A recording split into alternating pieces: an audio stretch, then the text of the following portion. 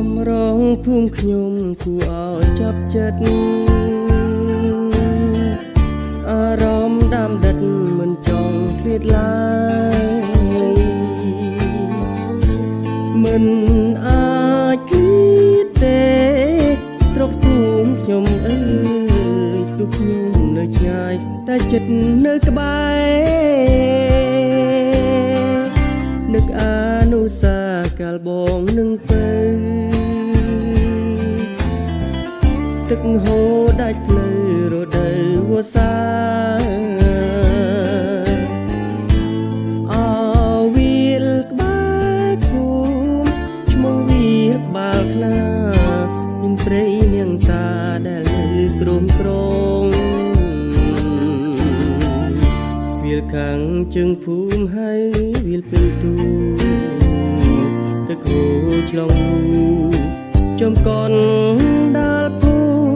មិតំបន់ភូមិខ្ញុំសម្បូរវាលផង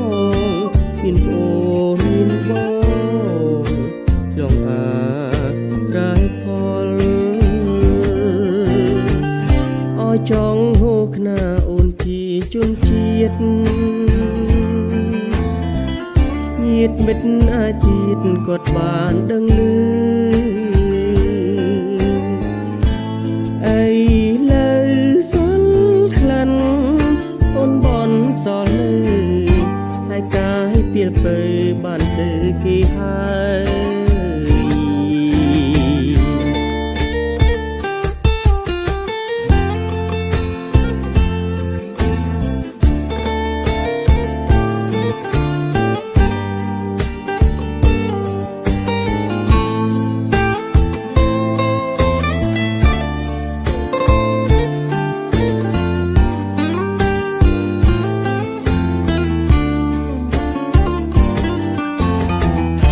វាលខាងជើងភូមិហើយវាលពេលទូ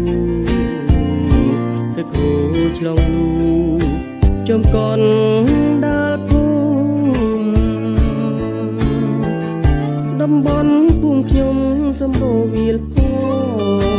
មានអូនមានបងឆ្លងអាត្រៃផលអោយចង់ហូរខ្នាអូនជាជនជាតិញាតិមិត្តអាជីតគាត់បានដឹងឮអីលើសល់ខ្លាំង